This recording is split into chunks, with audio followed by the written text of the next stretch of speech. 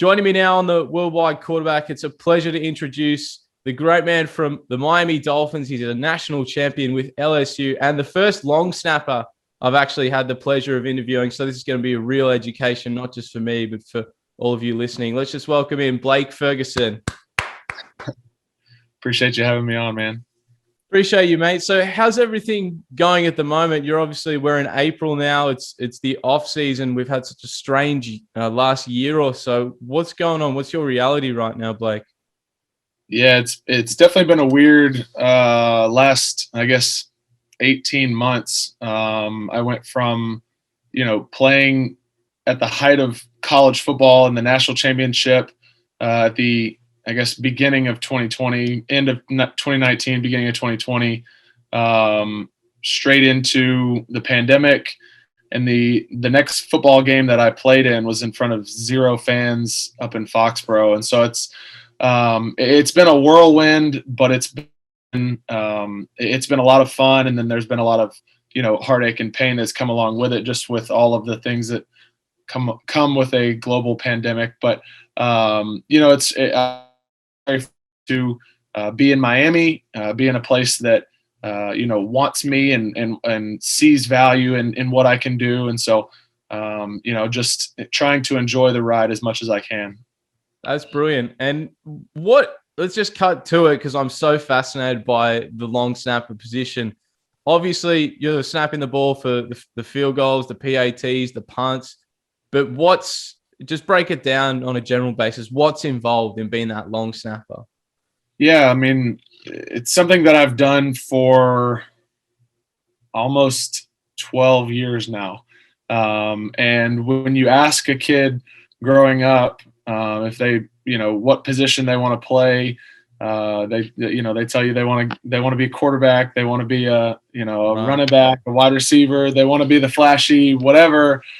I would have told you the same thing when I was 10 years old. I could not have predicted that. I didn't even know at the time what a long snapper was. And so, I was very fortunate to have an older brother who does the exact same thing. He is a big reason why I got into doing it.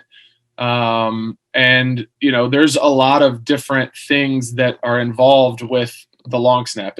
I kind of call it an art form or a craft because it's something that it takes daily consistent work to get to being able to perform it. I guess I should say.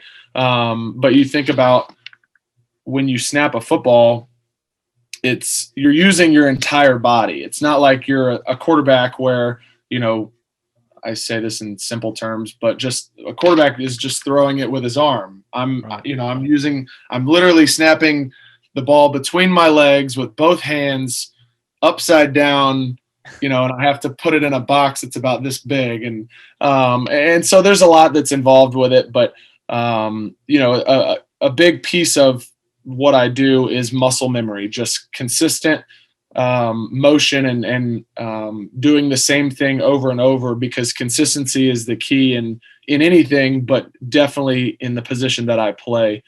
If I'm putting the ball all over the place, I'm not going to be very good at what I do. We're not going to have a very good operation. And so consistency is a big key to that. So with that consistency, do you spend like a certain amount of time or a certain amount of reps that you have to do every single day to keep up with that? Do you take days off? What's that whole process look like? It looks a little bit different in season versus in the off season. I've been doing it so long now that I don't necessarily need as many reps. When I was, 12, 13, 14 years old and still learning the position, that's when those more often reps are necessary. Right now I'm snapping twice a week. I go out, after a workout and get some reps just to stay fresh and stay loose. But once we're in season, I snap probably 4 times a week, including the game. So I snap Tuesday, Wednesday, Thursday, and then And then Sunday, obviously the Wednesday, Thursday, Friday, NFL is a little bit different than college, but Wednesday, Thursday, Friday, and then the game on Sunday. So it's a little bit more often in season, but it's not something that I do every day because I don't know how much baseball you watch, but if you think about, like, I equate it kind of to like being a pitcher. Maybe cricket. I don't know. Are you a big cricket? Sorry, you a big cricket guy? Yeah. So cricket, I would assume that I don't know is it a pitcher? Is it the guy that bowler? But pitcher for all intents and purposes. So you don't throw that way every single day, because at some point you will start to create bad habits. You'll create fatigue, and that's when injuries start to happen, and then your quality goes down. So snapping, I can't do it every day because the reps take a toll on your body because it's such a abnormal movement. Right. But it's definitely something that you have to do often enough to where you stay fresh, and you can't just go out and ride a bike, or you can't go out and do it like you do riding a bike where you just jump on and it's like sorry, I don't know why that's happening. It's like you've done it, a million times in your life. So regular practice is obviously key. So what's your week then look like in terms of it in season?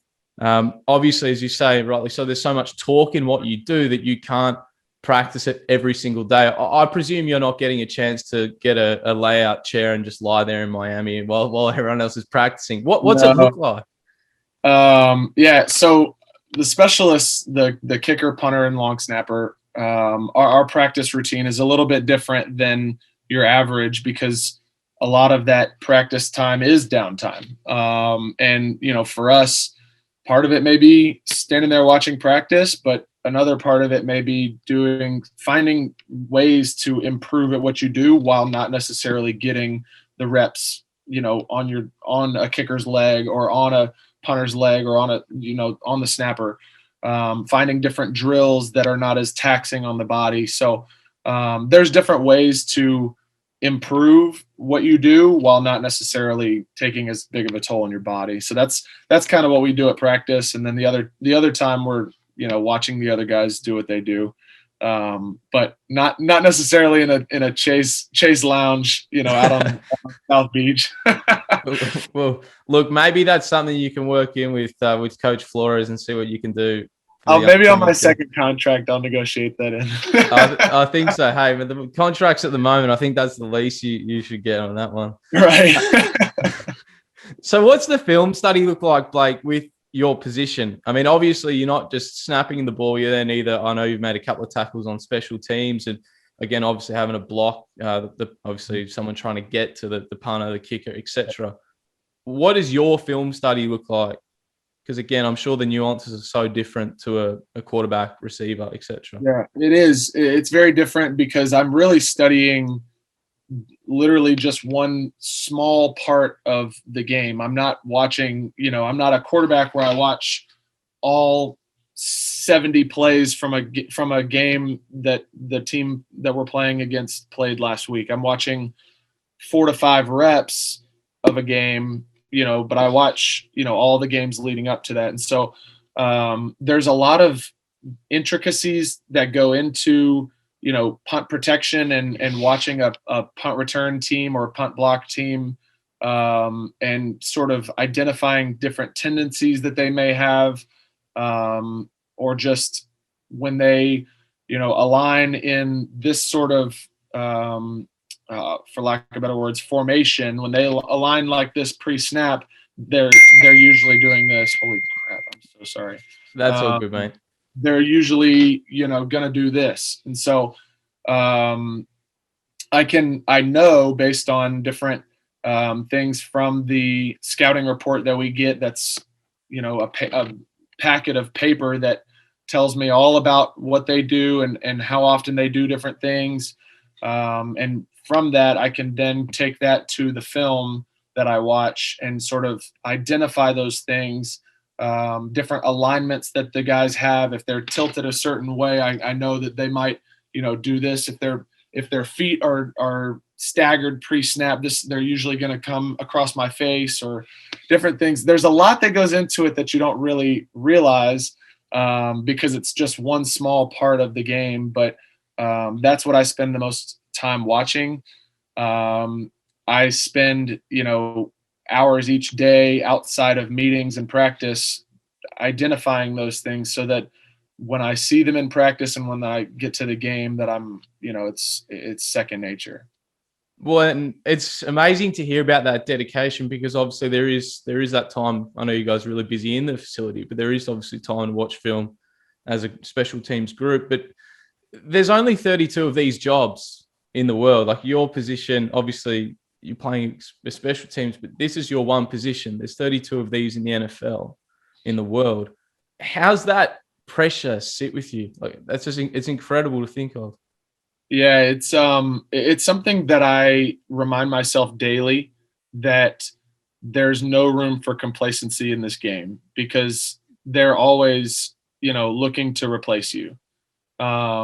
It's funny, I saw Coach Flo a couple days ago, and he was like, "Man, I was out scouting long snappers the other day," and so he said that jokingly, and he was like, "Don't worry about it, man. You're not going anywhere, whatever." But right. But that was, that sort of was a reminder in my head, like, man, I was a rookie last year. This was the first year of my contract, and you are always replaceable. And so I have to continue to tell myself that, because that's going to continue the drive for being the best that I can be. I tell people all the time that I write my goals on my bathroom mirror.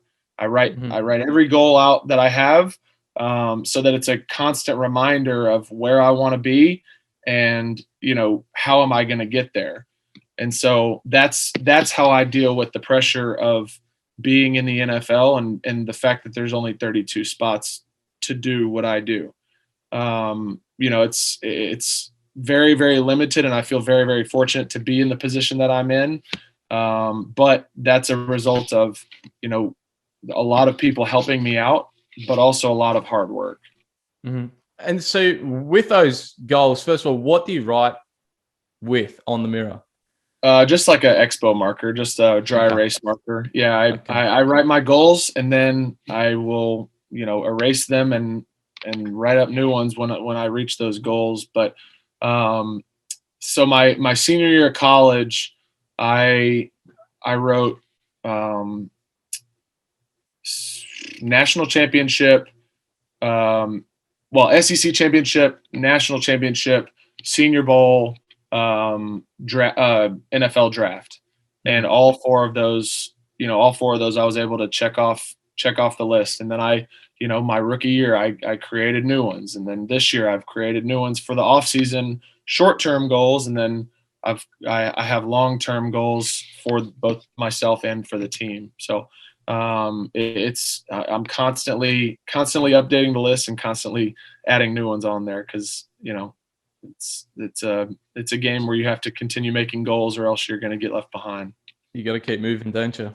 That's right. Can you share any of those goals that you've got, whether it's the off season, just so people can get an insight of, right, this is how you have to do it? Personally, for the off season, I have physical goals that I want to meet. I want to, I have a certain percentage of body fat that I want to cut down. I'll lean out a little bit. I have different like weightlifting goals that I want to get to, for deadlifting a certain amount of weight or whatever that is. So I have those, and then for the season, I have playoffs. We want the first step to winning a Super Bowl is making the playoffs, and we were so close last year. And I know for a fact that we have a huge opportunity to do that this year. And so those are some of my off season and then in season goals that I have written on my mirror in there. Mm-hmm. And so you talk about last season, you guys were so close, and it seems as if it may even be, without knowing the ins and outs, it's going to be harder this year with New England bringing in a fair few additions. Mm-hmm. But I want to go back to the difficulty that you had. And it's probably for you guys and perhaps on the outside seems a bit of a failure that you didn't quite reach it in the end. But how do you specifically deal with failure, Blake, or adversity? Like, what's your go-to mechanism for dealing with that personally? Yeah, and I'll kind of address both. So anytime that you don't achieve a goal is, in my mind, is a failure. You haven't gotten there. Our goal was to make the playoffs, but we were incredibly close, and it is going to be even harder this year because obviously the Bills are a great team. The Patriots are going to be good this year, better than they were last year because they've added a whole lot of new guys. It's going to be a complete facelift. Right. But for me, when I don't necessarily reach a goal that I have for myself, I have to channel that adversity into drive to reach the next goal. Because the goal, I have all these goals for myself for, this year, 5 years from now, 10 years from now. Hopefully I can be in the league 15 years from now, because that's possible for a long snapper. So I just take the negative energy and try to channel it into drive and motivation to get even further and get even better. Is there any doubt with what you do, Blake, or whether it's doubt in your own ability, whether it's anything like that? I mean, obviously as athletes you have to have a great self-confidence and self-drive, but inevitably there are those moments where you do either doubt yourself or that negative thoughts, they come in. How do you work through that? Yeah, I think any athlete is going to experience doubt and just questioning who you are. And I think a big way to move through that is first identifying who you are and what you're about. And I guess on top of that, why you started in the first place, because that's going to help you move through those moments where you're like, okay, is this for me? Am I good enough to do this? I have written, so I have my goals. I love my mirror in there. It's my favorite thing ever. I love the mirror too. And then at the very bottom, I have remember why you started. Right. And just that is another constant reminder of why I do what I do. And in those moments where I'm like, man, is this going to be good enough? It's never going to be good enough. So you got to keep working, but you got to remember why you started doing it in the first place, because there's, it's a marathon, not a sprint. It's you're not going to get there in a day. You got to keep chopping the wood. That's what I tell people all the time. You got to keep chopping the wood, because the tree will fall eventually. What's your why? I have a couple. So one for me is making my family proud. My parents and my grandparents have invested a lot into helping me get to where I am. Coaches, making those family members of mine proud. But also I was diagnosed with type 1 diabetes back in 2011. I was 14 years old, and I was terrified because I did not know. I wanted to play in the NFL one day, and I didn't know if that was going to be possible. And I had a couple of mentors who were athletes at the time, some professional athletes who also had type 1. They reached out and encouraged me and just told me, there's nothing about this disease that can hold you back from doing what you want to do. And that has since become a big reason why I do what I do, is to encourage the young people now who are being diagnosed with this disease and telling them, there's nothing about what you have that can keep you from achieving any kind of goal that you want to achieve for yourself. And so that's a big reason why I continue to set goals for myself and continue to break down these walls that in my mind might seem impossible, but they're only impossible until you do them. And so those would probably be my two biggest ones. It's those are reminders for me that I got to keep working. That's powerful, mate. I feel motivated and they're not my goals. So that's awesome, man. So, like, again, I know the type 1 diabetes and raising awareness for that, obviously, JDFR, Juvenile Diabetes Research Foundation, that's in your Twitter bio. Yeah. Firstly, what is it like to deal with it on a daily basis? Like, what's involved? Like, how does it affect, being in the NFL? Like, what are some of the differences that you have to do that people without it don't? Yeah, it's it definitely is a life-changing disease because it's something that you have to constantly be aware of when you're dealing with your blood sugar and keeping your blood sugar stable. I have to be mindful of every piece of food or drink that goes in my body, because I'm an athlete, but also because I have to keep tabs on every carbohydrate that I eat or drink. And so finding that balance as an athlete and as a diabetic is really, really important. So that's number one, but also, so I wear an insulin pump that basically controls the insulin that goes into my body. I don't have to take shots in my arm anymore, thank goodness. And so I have that device, but I also wear a device that that tracks my blood sugar. So it's a little bit different, and that reads my blood sugar and sends it to my phone, sends it to my insulin pump via Bluetooth. And so those are things that I have to constantly be mindful of and keep tabs on throughout the day, throughout practice, throughout a game. I have different things set up with the trainers. My mom I can share it with my mom so that she can look at her phone while she's in the stands and see what my blood sugar is on the field. That's pretty cool.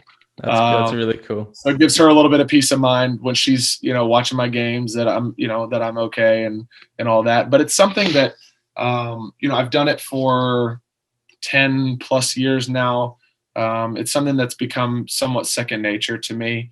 I say all the time that I was fortunate to be diagnosed when I was, because it was right at the beginning of my legit football career. Mm-hmm.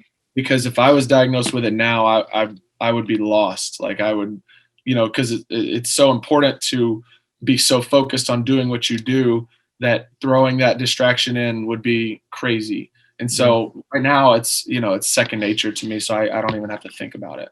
I mean, I know you speak a lot about, Blake, your drive, and the mirror obviously is such a motivating force for you. When you're at that point where you don't feel like getting up, or you don't feel like doing this, or you're in a bad mood because of something personal, whatever, how do you get yourself out of that? Do you have a strategy of how you unpack everything and stay the course? I have a second alarm that goes off on my phone. No, I've always been kind of, I guess I'm a morning person as it is, but I've always just been the type that I never really have had an issue getting up out of bed and getting to work. I'm a self-starter. So I like to do things. I like to be productive. I don't like to lay around in bed all day, lay on the couch, because I feel like when I do that, I'm just wasting, time that I can be doing something positive or doing something productive.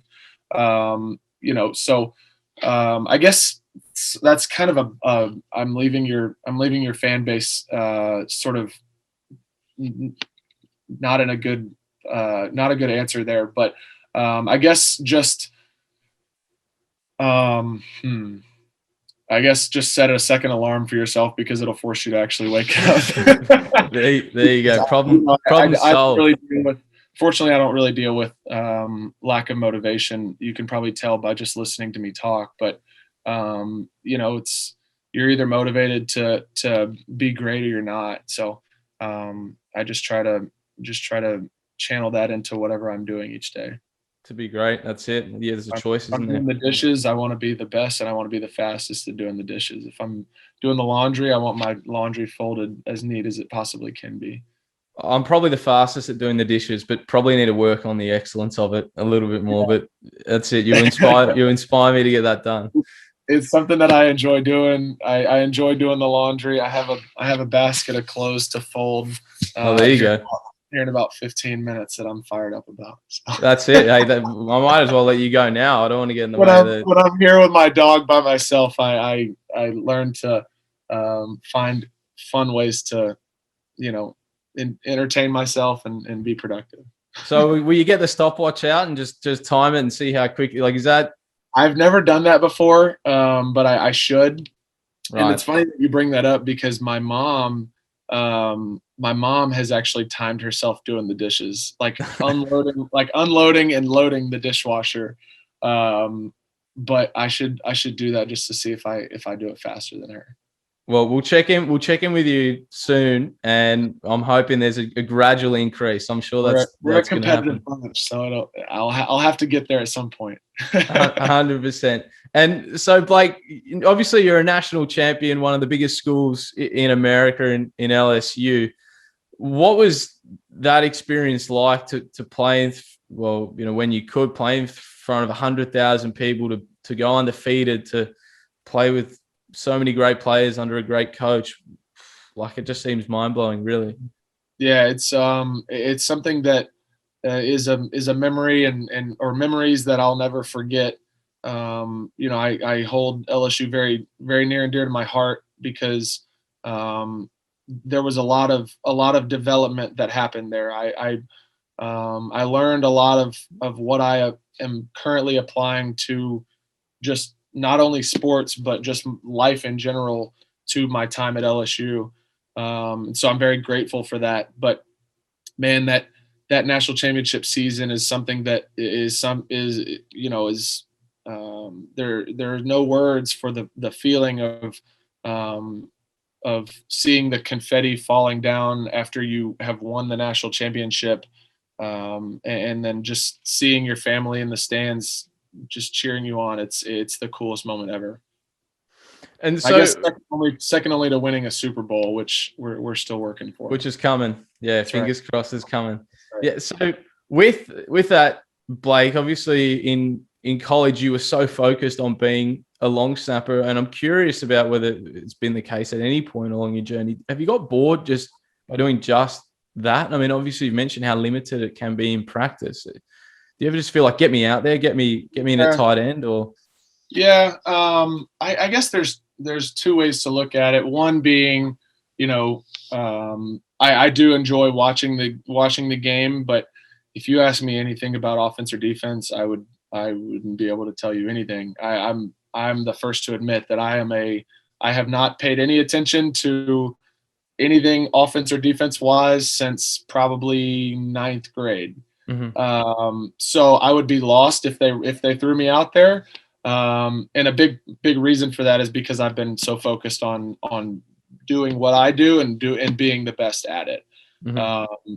My dad actually gave me this little sign one day, and it says, it's probably hard to read backwards, but it says, "Whatever you are, be a good one. Whatever you are, be a good one." It's an Abraham Lincoln quote. And it's just, what I do, what I am doing, I want to put 100% effort into. And so I'm focused on, being great at what I'm doing, and that's what's in front of me. And so, I focus on being a long snapper and being as good as I can be. There's always room to improve. And so I don't really feel like I ever get bored doing it. It's something that I've dedicated, I think I said something like 12 years of my life. And, hopefully I can do it for another 15 plus, mm-hmm. Assuming that I stay healthy and that, that's what's in the plans for me. So, I'll never get bored doing it. I enjoy it. And it's something that I have a lot of fun doing. So that's brilliant. Do you have a favorite memory? Obviously winning the national championship at LSU would be one of those, but is there something that sticks out to you that's a really cool moment or a really fun moment that sticks with you about your there's something about laugh has got something there. Yeah. So there's a photo of me that was taken after we beat Texas A&M on senior night to go 12-0. And that was my last game at LSU at home. That was my last home game. So I knew that I would never play in that stadium again. We were going to the SEC championship. Knew we would, even if we lost that game, we would probably still go to the playoffs. So I knew there was football still left to be played. But we go in after the game into the locker room. Coach addresses the team. We're all, we're undefeated, 12-0, blah, blah, blah. We're celebrating, and I showered and put my street clothes back on, and I went back out onto the field. And I was just listening to my music and just kind of taking in one last moment on the field, and tears just all down my face. And I just remember looking up at the scoreboard, and it said 12-0 on it, just undefeated. And I just remember all of the memories of just from all the way back to like middle school, going just like a movie in my mind of all those moments where I was like, man, I want to win so bad, because that's the only time that football is fun, is when you win. Yeah. And we were 12-0, and we were going to the conference championship. It was my senior year. It's my last time playing at LSU, and we had made the LSU fans so proud. That is probably the one moment outside of, playing in the national championship that sticks out to me, because so much work went in behind the scenes to get there. That was when it finally had paid off.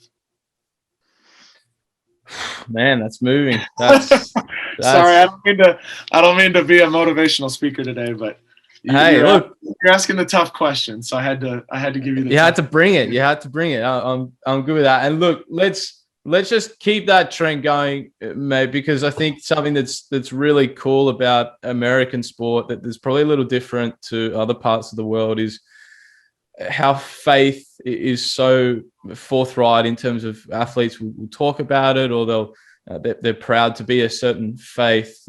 I know Jesus is a big part of your life, and obviously, like even on your Twitter, it says "Give me Jesus." Like, what does that mean? And if you don't mind talking about, how does faith play a role in your life? Yeah, it's that's another one of my whys. That's something that is very important to me and is important to my family. Is the fact that Jesus, died for our sins on the cross, and I want to glorify Him with everything that I do. For me, glorifying Him means playing football to the best of my abilities, being the best I can be, so that's a positive reflection on, my Lord and Savior. And so that's a big reason why I do what I do as well. And that's a big motivating factor also.